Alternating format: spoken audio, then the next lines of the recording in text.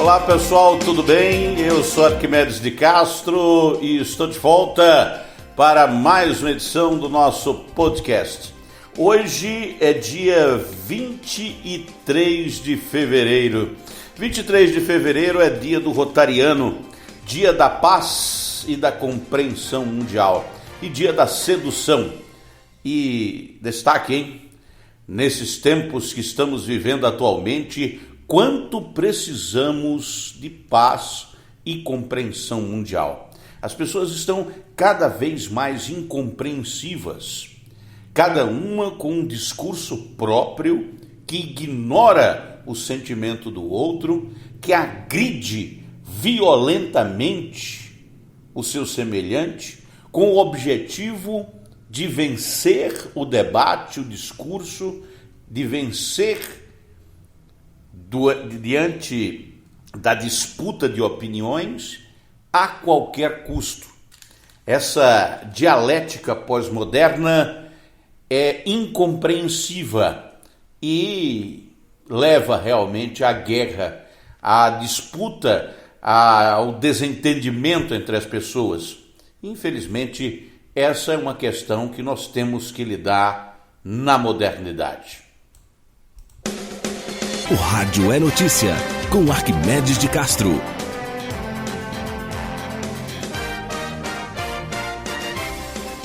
Pois é, hoje, dia 23 de fevereiro, nós vamos apresentar aqui para vocês, durante os próximos minutos, as principais notícias do dia, com alguns comentários.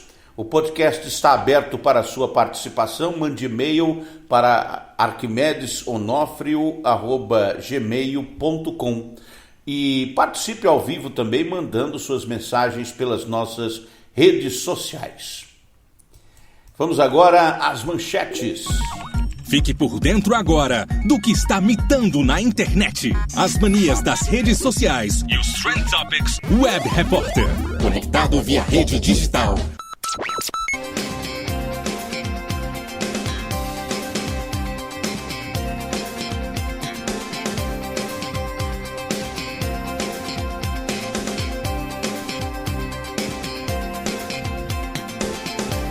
Começando com o destaque da Folha de São Paulo.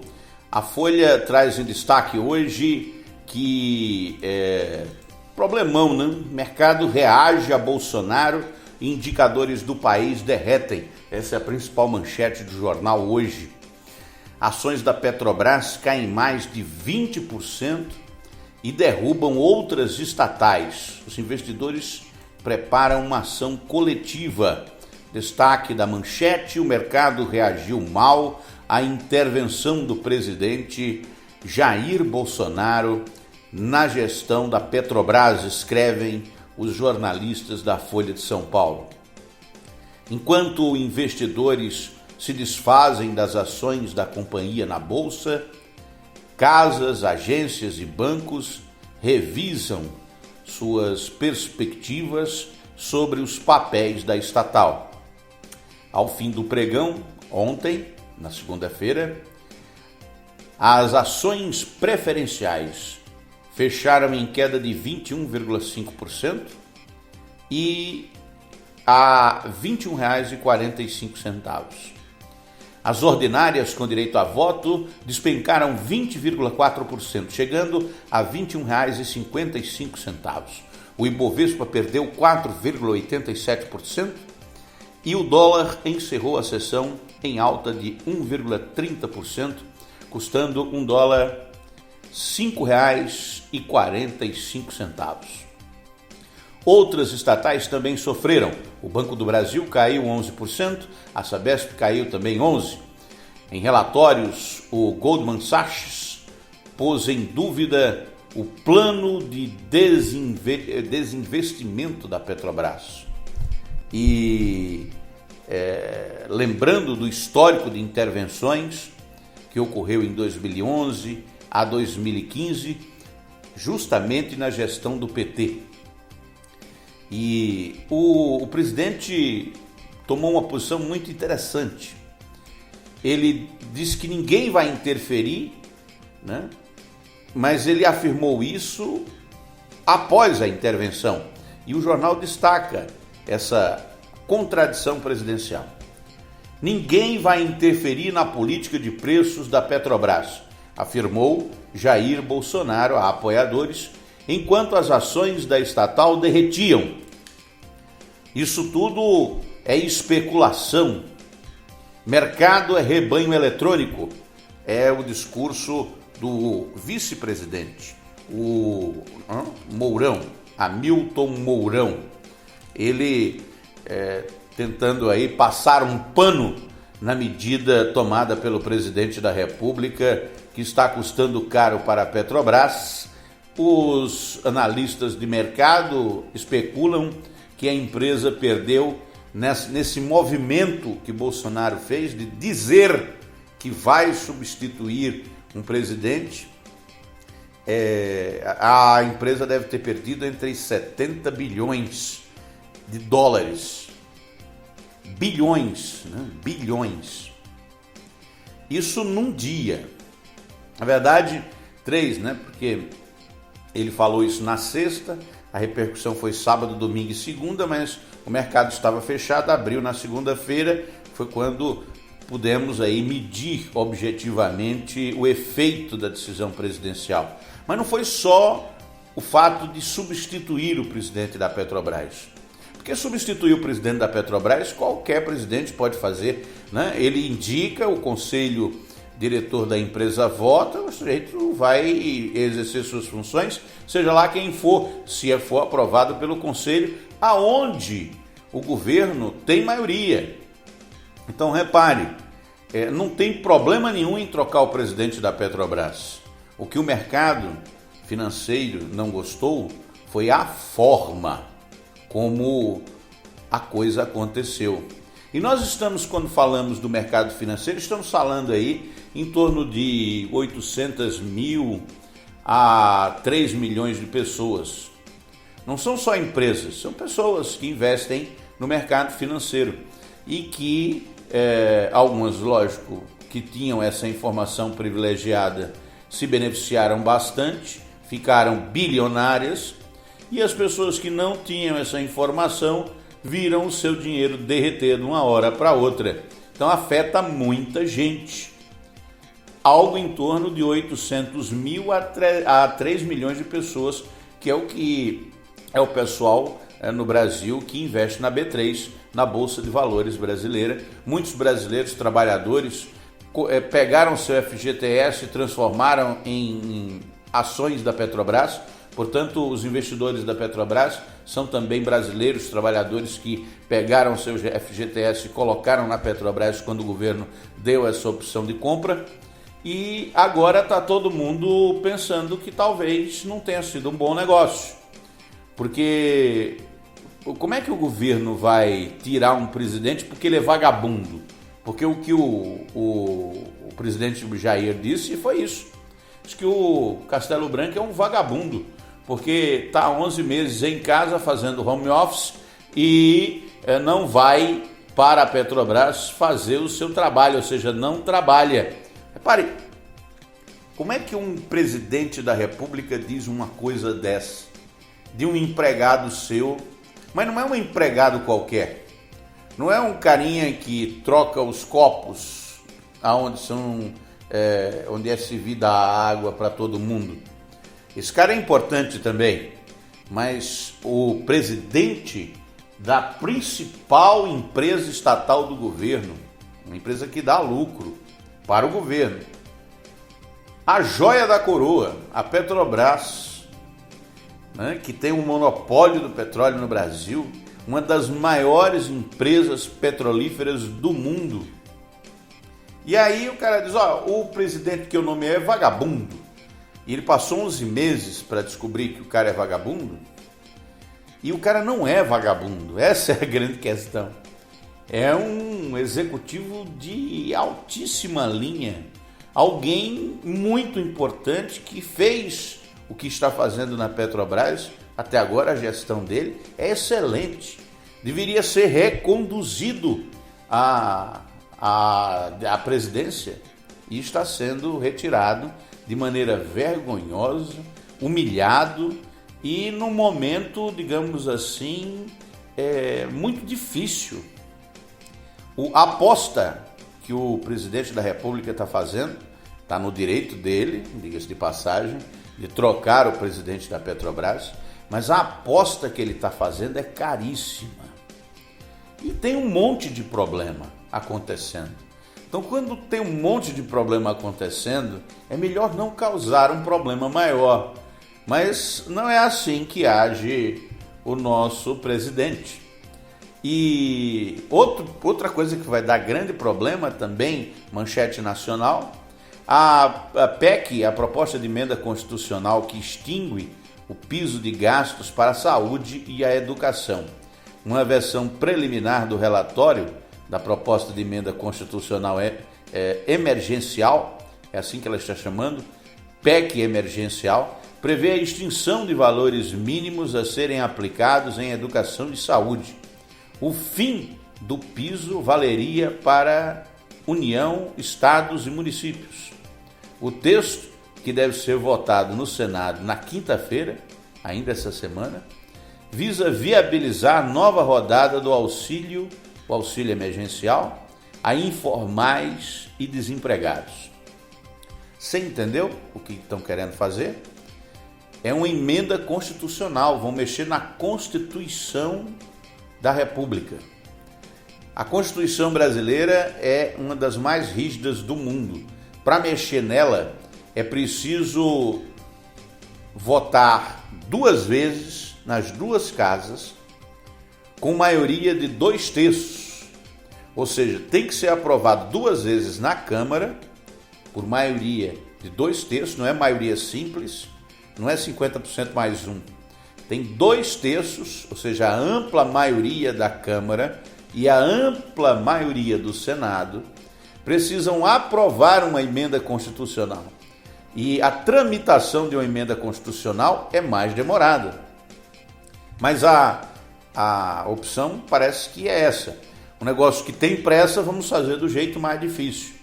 Quinta-feira está programada aí essa votação de uma proposta de emenda constitucional emergencial, que na prática ela acaba com a vinculação de receitas para a educação e para a saúde. Hoje, todo governante, quando assume na prefeitura, no estado ou na presidência da República, ele tem que gastar um mínimo, um piso, com educação e com saúde. E o que essa emenda constitucional vai fazer? Vai acabar com esse piso. Então o governante pode gastar quanto quiser com saúde e com educação. Pode não gastar nada, pode gastar mais, pode gastar menos, tanto faz. Sem esse piso, não tem garantia de recursos para a saúde e para a educação. Isso para atender a uma questão emergencial, pontual. Repare, nós estamos no Brasil para resolver um problema pontual, um problema que está acontecendo agora de maneira específica.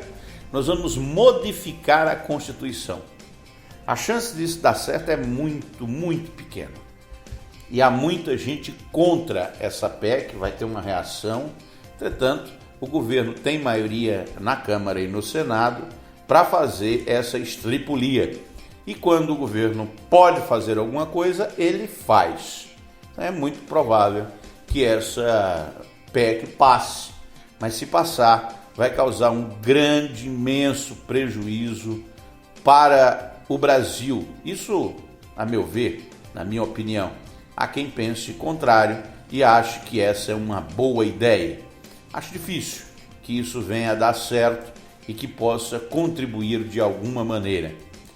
Mas o auxílio emergencial é essencial, o brasileiro precisa dele e muita gente está passando fome e necessidade, medo de passar fome e de passar necessidades já assombra o brasileiro e voltou a assombrar, não é?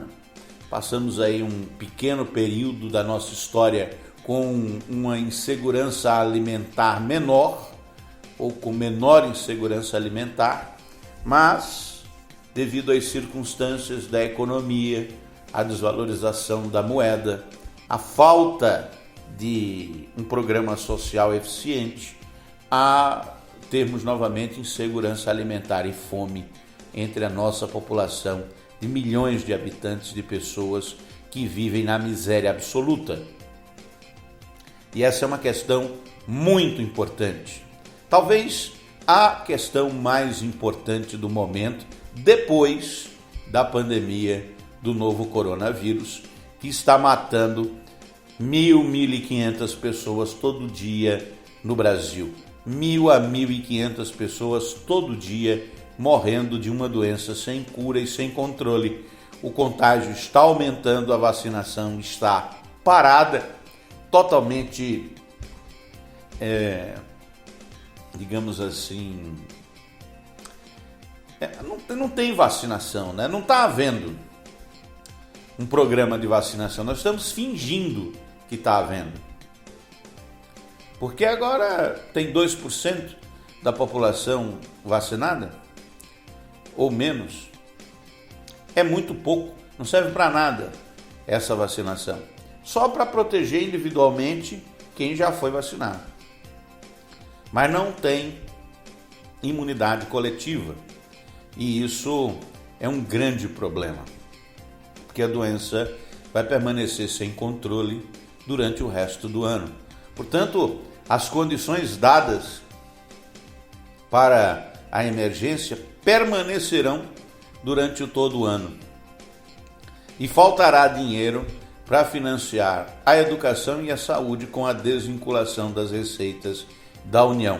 Algo que o que está sendo feito agora pode afetar de forma irreparável as estruturas das instituições econômicas e sociais brasileiras.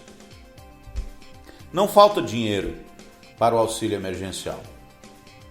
O que falta nesse governo é a capacidade de mapear e identificar quem realmente precisa do auxílio emergencial. Isso só pode ser feito através das organizações sociais com as quais esse governo não tem diálogo. E por isso, o auxílio emergencial criado no ano passado precisou ser de R$600 para todo mundo, precisou ser distribuído de forma tão irregular, onde muita gente que não precisava recebeu e gente que precisava ficou fora. Repare, a coisa foi feita do jeito errado, por isso custou tão caro. Dá para fazer um auxílio emergencial sem mexer na Constituição e de forma inteligente, identificando através dos municípios. Custava, né, usar o CAD único, usar as estruturas municipais, as organizações da sociedade civil organizada para mapear quem realmente precisa de auxílio emergencial e fazer com que esse dinheiro chegasse a essas pessoas sem ter que fazer de forma atabalhoada, como foi feito, errada, sem planejamento e custando tão caro.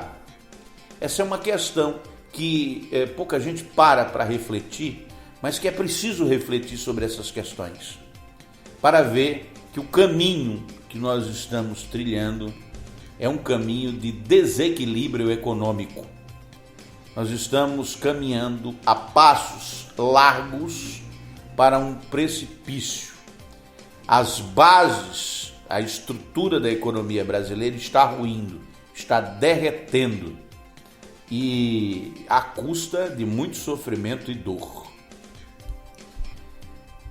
Muito bem, esse é o Jornal de Campina Grande. Você continua comigo aqui com as principais notícias do dia.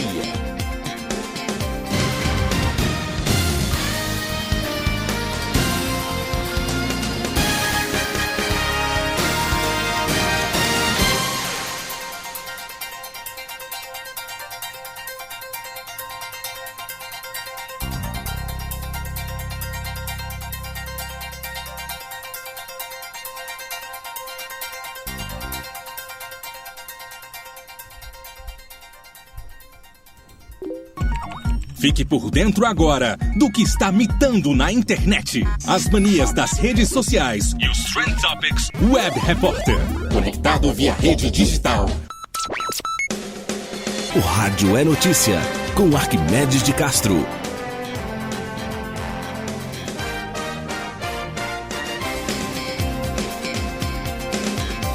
Muito bem, voltamos e vamos continuar aqui com as manchetes dos principais portais de notícias da Paraíba. Começando com Paraíba Online, nomeado novo reitor da Universidade Federal de Campina Grande. E não foi o primeiro colocado houve uma votação, né? E o terceiro colocado foi o nomeado. O ato do presidente Jair Bolsonaro, publicado no Diário Oficial da União, edição desta segunda-feira, designa o professor Antônio Fernandes Filho como novo reitor da Universidade Federal de Campina Grande para um mandato de 4 anos. Ele foi o terceiro colocado na lista tríplice escolhida pela comunidade acadêmica em consulta recente. O professor Mário Eduardo é o novo vice-reitor. O recorde, como foi resultado, houve um resultado da eleição e o Antônio Fernandes, ele ficou em terceiro. O primeiro foi o Vicemário Simões, com 50,45%. Ele é o atual reitor. O segundo lugar foi o Kennedy Guedes, com 30%. E o Antônio Fernandes ficou em terceiro, com 19%. Mesmo assim, foi nomeado pelo presidente da República como o novo reitor da universidade. O atual presidente da instituição, Vicemário Simões, que era o preferido da comunidade acadêmica, vai ser substituído por Antônio Fernandes. E essa é uma atitude antidemocrática, mas, novamente, o presidente está no direito dele de fazer isso, né, de ignorar a comunidade acadêmica e nomear quem ele quiser. Porque é uma discricionária, é um poder discricionário da confiança do presidente nomear os reitores das universidades. E aí, era o que era esperado, né? Foi a mesma coisa que foi feita com a Universidade Federal da Paraíba e em outras universidades e instituições também a mesma coisa. O segundo, terceiro colocado, às vezes alguém fora da lista tríplice é nomeado porque o presidente da República toma atitudes antidemocráticas. É uma atitude antidemocrática? Mas não é ilegal e o presidente pode fazer isso.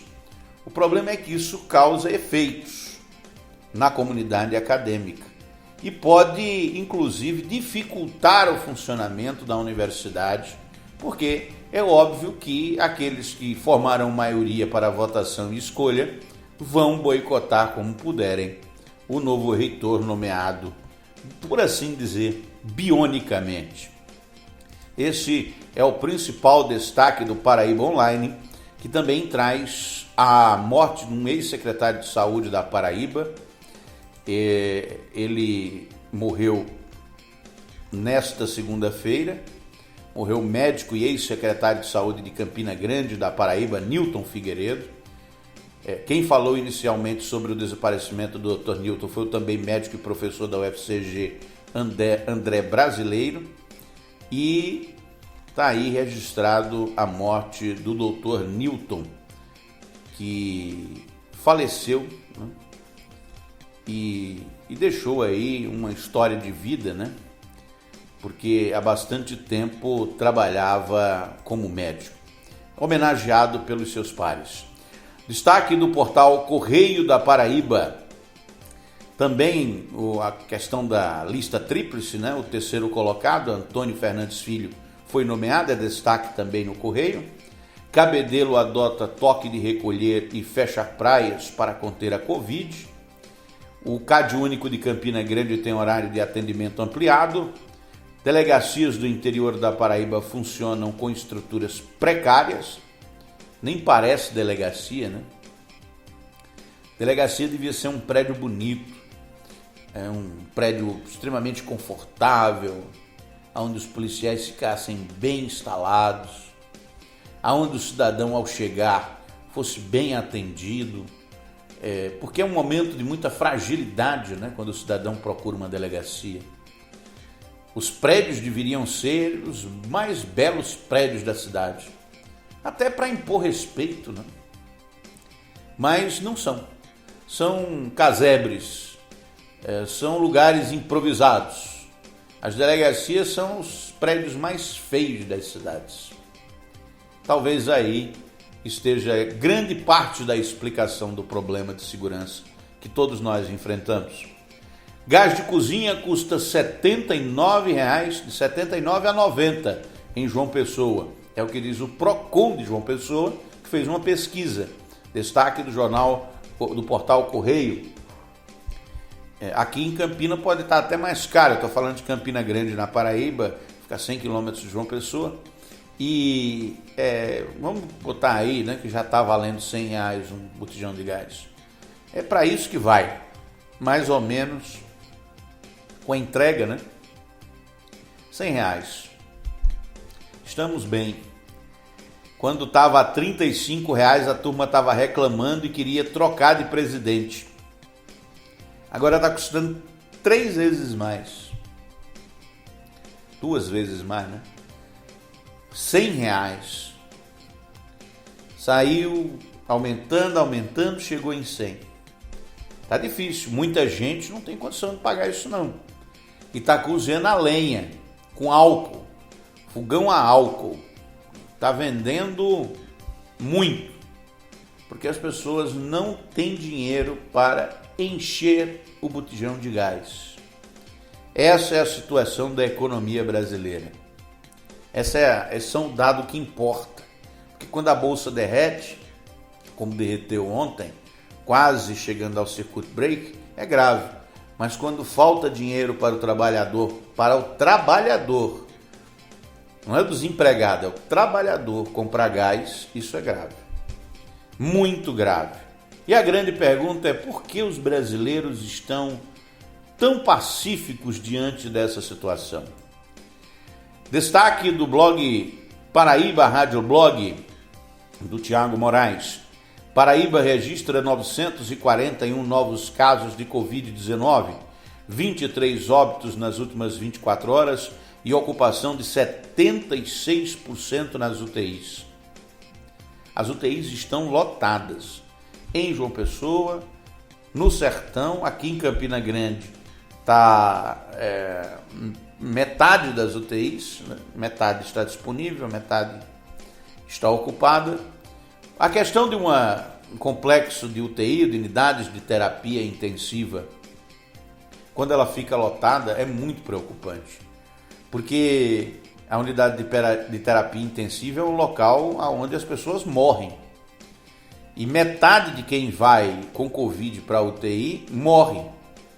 Então os médicos trabalham muito, é exaustivo o trabalho para manter o doente de Covid vivo. E quando a UTI está lotada, a qualidade desse trabalho também cai, porque as pessoas não aguentam.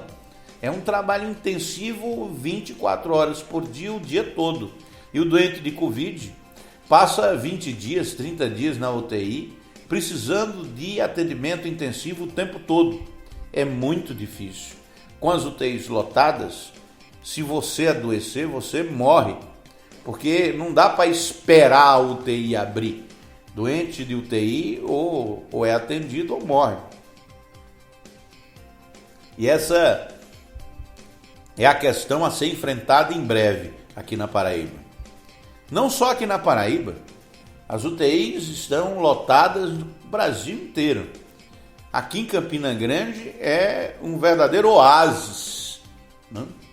Onde o complexo hospitalar atual pode disponibilizar leitos de UTI, ainda estão disponíveis, mas em breve, a meu ver, estarão lotados, porque a pandemia está fora de controle. Essa é a principal informação. A pandemia está fora de controle. Os casos estão aumentando, o número de mortos também, o número de contaminados também. A doença está mais agressiva e é muito provável que você possa adoecer em breve. Cuidado, tome cuidado, não vá se expor a ser contaminado por um vírus mortal. Tome cuidado, custa nada.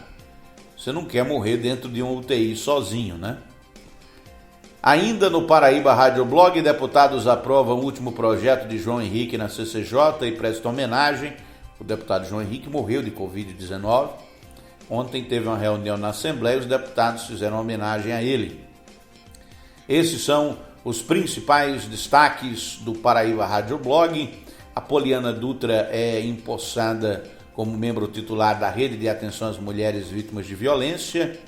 E em sessão recorde de 6 horas, a Comissão de Constituição e Justiça da Assembleia da Paraíba, apreciou mais de 150 matérias. Esses os destaques do Paraíba Rádio Blog. E ainda WSCom, toque de recolher valerá das 22 horas às 5 da manhã em municípios da Paraíba. Bares, escolas e shoppings têm novas restrições. Então, a partir de amanhã tem um decreto estadual. Vai ter toque de recolher no estado da Paraíba, em todos os municípios que estão com bandeira vermelha ou amarela. Isso é um jeito do governo estadual criar um protocolo, né, para estabelecer medidas de restrição. E como a situação da Covid piorou, aqui em Campina Grande, em João Pessoa e em metade dos municípios paraibanos, um pouco mais da metade, vai ter toque de recolher e horários de funcionamento de bares e restaurantes, shoppings, igrejas, etc., modificados. Câmara de João Pessoa retoma atividades nesta terça-feira, com participação de Cícero Lucena.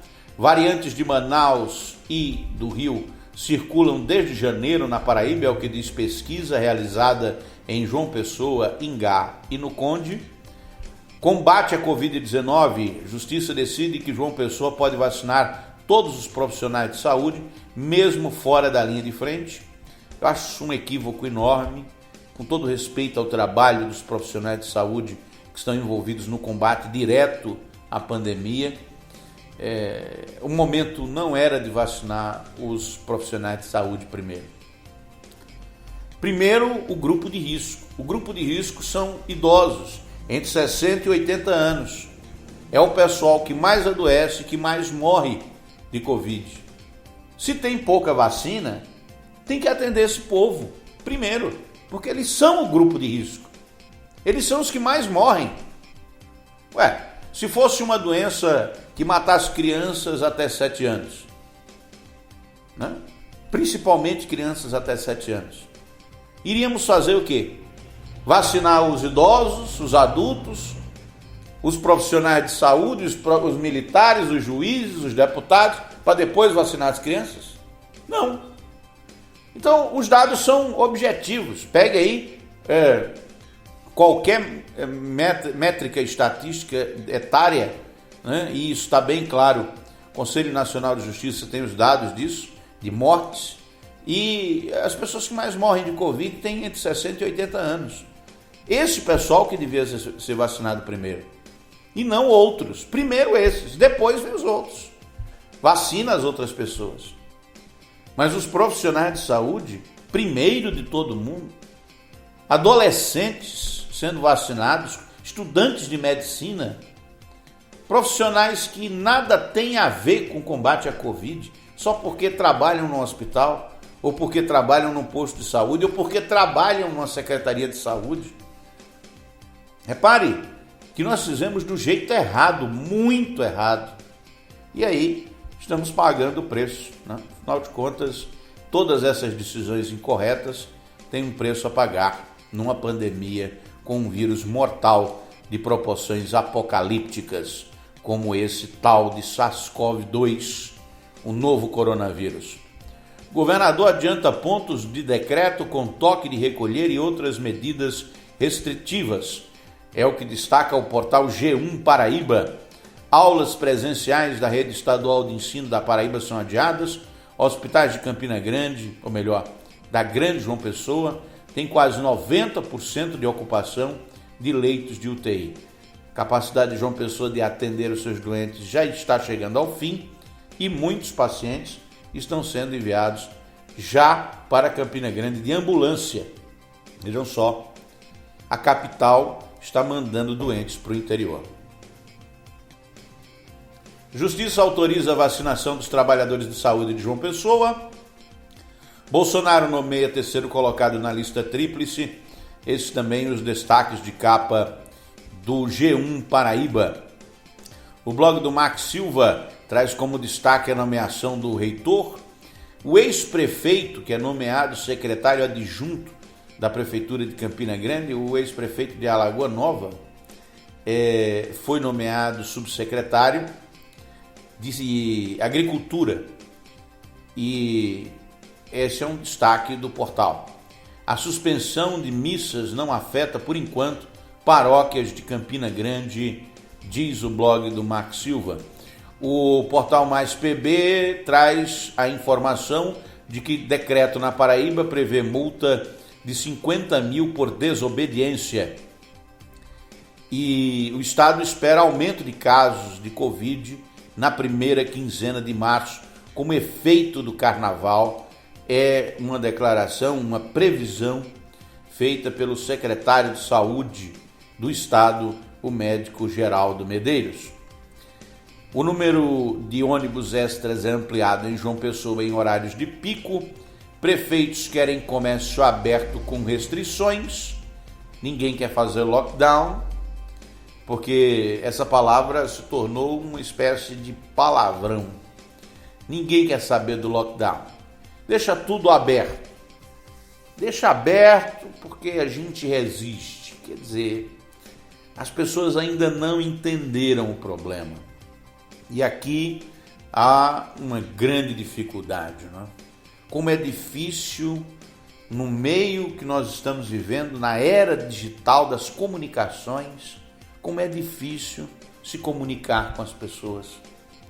Passar uma mensagem e essa mensagem ser acreditada. Eu imagino que o Brasil, por exemplo, tivesse uma presidente como a Jacinda, que é presidente da Nova Zelândia. Lá a Covid está totalmente sob controle. E a Jacinda, ela estabeleceu o lockdown no país. Fechou o país, fechou as escolas, fechou as empresas, estabeleceu uma série de restrições e conseguiu conter a Covid. Teve resistência lá também, mas ela conseguiu vencer a resistência. Eu imagino que a Jacinda fosse a presidente do Brasil e estabelecesse lockdown para conter a Covid. Será que as pessoas iam aceitar? Será que elas iam, concordar? Aplaudir a ideia? Engajar-se na ideia? Ou iam boicotar a ideia? Se mover contra, fazer protestos contra o lockdown? Porque é isso que vai acontecer quando os prefeitos não aguentarem mais todas as UTIs lotadas, os hospitais lotados de doentes, e as pessoas querendo ir para a praia, querendo ir comprar coisa no shopping, querendo passear, e os trabalhadores precisando sair de casa, botando sua vida em risco para sobreviver, ganhando o pão de cada dia, ganhando dinheiro para comer no dia. Essa é a visão do inferno, o inferno aqui na Terra com essa doença terrível.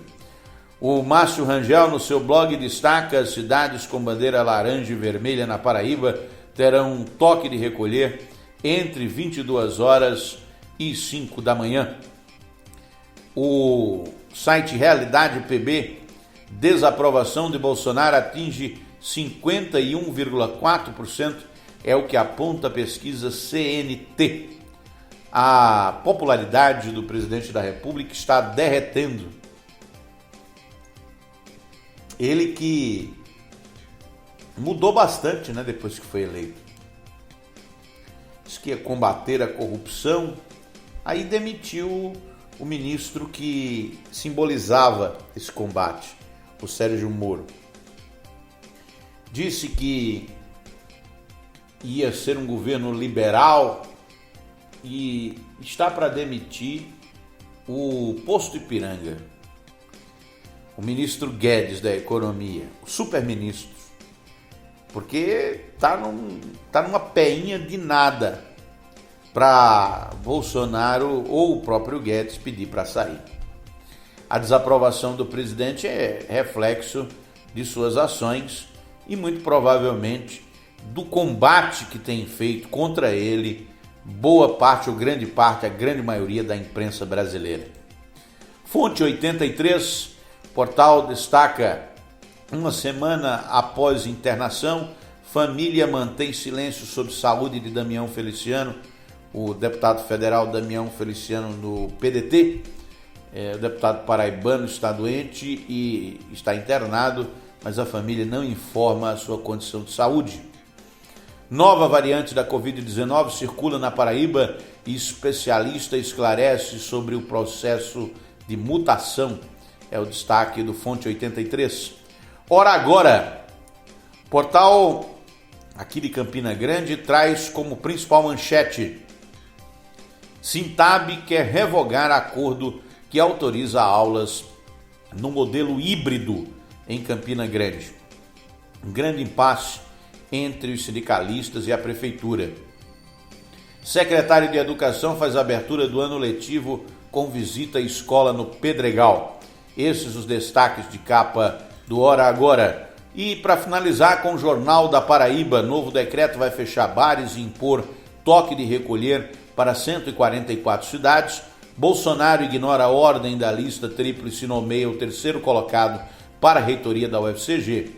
Esses os destaques de capa do Jornal da Paraíba. Muito bem, meus amigos e minhas amigas, caros ouvintes, chegamos ao final do programa de hoje.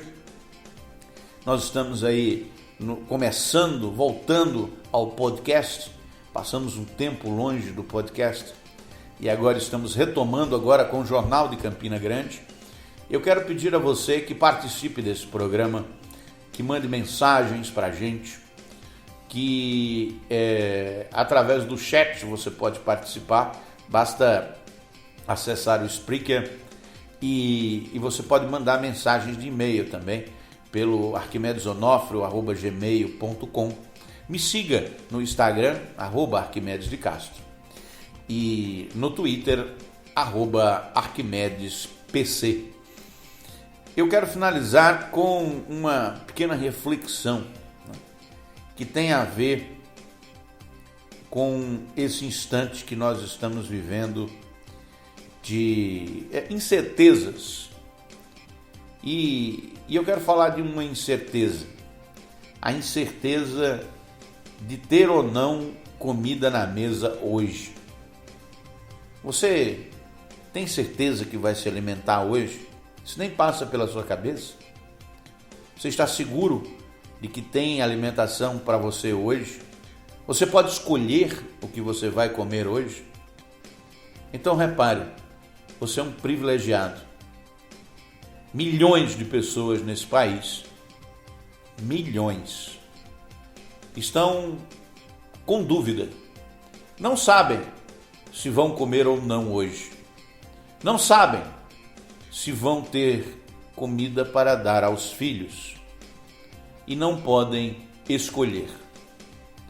Essa é, infelizmente, a situação de milhões de pessoas no país que estão sendo afetadas pela crise econômica, pela pandemia e pela crise política.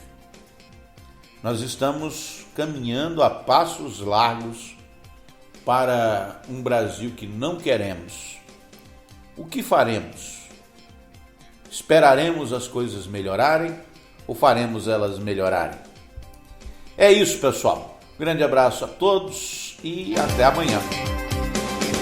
O Rádio é Notícia, com Arquimedes de Castro.